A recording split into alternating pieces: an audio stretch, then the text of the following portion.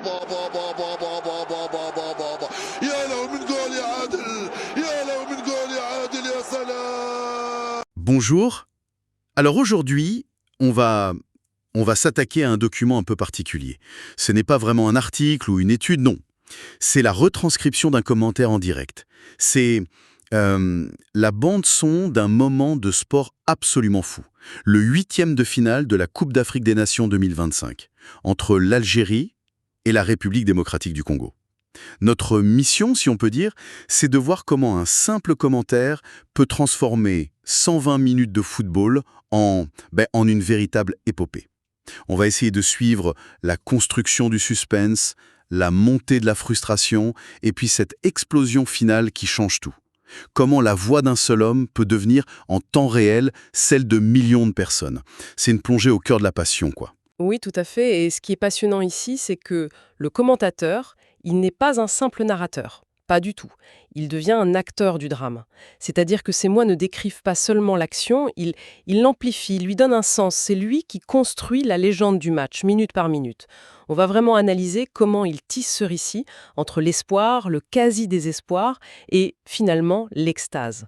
Alors, entrons dans le vif du sujet. Le match démarre et, logiquement, on s'attend à une Algérie qui prend les choses en main.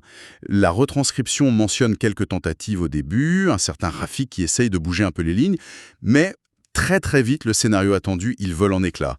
Les premières sueurs froides, elles sont pour les Algériens. C'est ça qui est le frappant d'entrée de jeu. Le premier grand frisson, il ne vient pas d'un but, mais d'un coup franc congolais. Et le commentateur, il se contente pas de le décrire, non. Il l'interprète tout de suite, il l'interprète comme un présage. Il lance cette phrase « ça vous fait peur, ça vous prévient ». Et d'un coup, il installe une ambiance. Ce ne sera pas une promenade de santé, c'est un avertissement, un vrai. Le ton est donné, le danger est là, il est palpable. Et ce n'est pas qu'une impression, ce n'est pas une fausse alerte. Quelques instants plus tard, la menace se précise encore. Le texte parle d'une tête, d'Axel Touanzébé, qui frôle le poteau. Le commentateur est même très précis. Il la qualifie de « deuxième occasion la plus dangereuse ». On sent qu'en quelques minutes à peine, l'Algérie est passée du statut de favori à celui d'équipe sur un fil. Exactement. On n'est plus dans un simple match de foot, on est déjà dans un thriller psychologique. C'est tout à fait ça. Le commentateur, il utilise ces deux actions pour installer l'antagoniste principal du début de match. Le doute. Il fait comprendre à tout le monde que le plan, il se déroule pas comme prévu. L'Algérie est vulnérable. Et après avoir survécu à cette entame un peu catastrophique, on pourrait croire que l'équipe va se libérer. Mais c'est là qu'un autre combat commence. Un combat contre eux-mêmes, c'est ça? La frustration. Totalement. C'est le deuxième acte de ce drame. L'Algérie commence enfin à jouer, à se créer des occasions. Et le commentateur identifie tout de suite l'étincelle. C'est Amoura. Il dit de lui La flamme a commencé à s'allumer. C'est lui qui sonne la révolte. Et à ses côtés, il y a un autre personnage qui devient central dans ce récit de la frustration, Bagdad Bounidja. Ah oui, son nom revient sans arrêt dans la retranscription. Sans arrêt à Bagdad, Bagdad, Bagdad. Il est partout. Il se bat, il presse, il harcèle. Il incarne cette volonté farouche de marquer, cette fameuse grinta. Mais malgré toute cette énergie, le résultat est le même. Le ballon, il ne rentre pas. C'est l'image d'une équipe qui pousse, qui domine, mais qui bute sur un mur invisible. Et cette tension, elle monte minute après minute. Il y a un moment où cette frustration, elle atteint un pic, n'est-ce pas? Je pense à cette fameuse occasion de Fares Chaibi.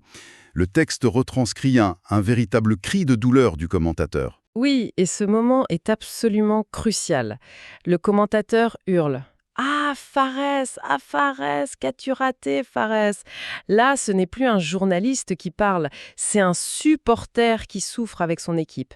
Mais au-delà de l'émotion pure, ce qui rend ce raté si terrible, et c'est ça que le commentaire capture si bien, c'est que l'action, tactiquement, elle était parfaite.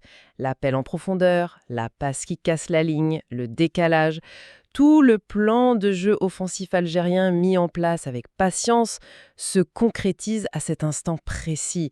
Et manquer le dernier geste, ce n'est pas juste un échec individuel, c'est l'échec de toute la stratégie offensive à ce moment-là. C'est un coup de poignard. Exactement. On sent le poids qui s'accumule sur les épaules des joueurs. Chaque occasion manquée, c'est comme un sac de sable en plus. Et pendant que l'Algérie s'épuise dans cette quête du but, Le danger congolais, lui, il n'a pas disparu. Loin de là. Le commentateur nous le rappelle de manière assez brutale avec une contre-attaque congolaise. Il la décrit comme fulgurante, menée par Wan-Bissaka et Bongonda. C'est le moment où tout peut basculer.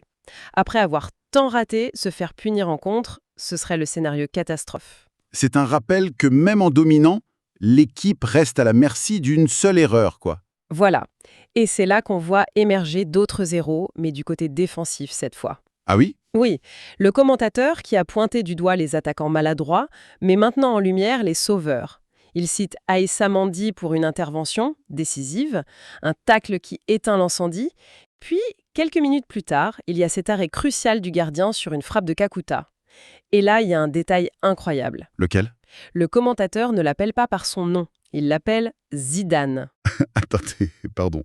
Zidane. Il l'appelle vraiment comme ça, en plein direct, en 8e de finale de la CAN. C'est fou.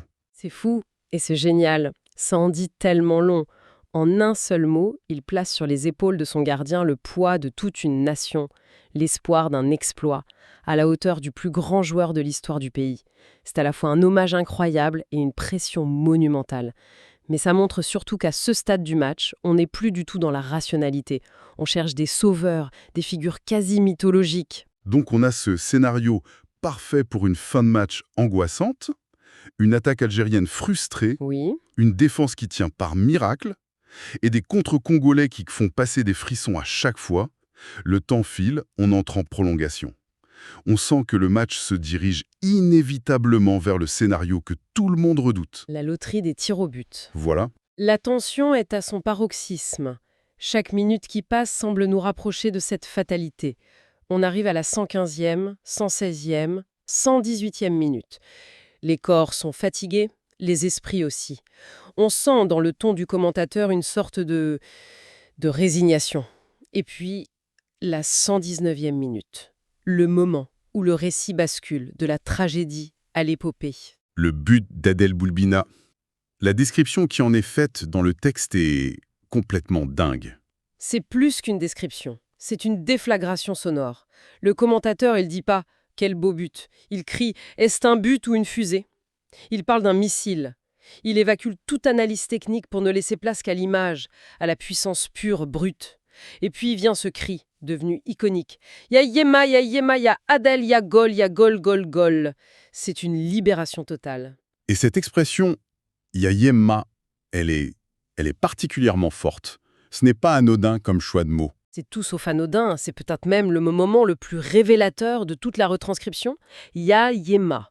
Ça se traduit littéralement par « Oh, ma mère ». Ce n'est pas juste un cri de joie, comme on en entend partout, c'est une expression profondément ancrée dans la culture algérienne, une exclamation qui vient du plus profond de l'âme, qu'on utilise dans les moments de grande peur, de grande surprise ou de joie immense.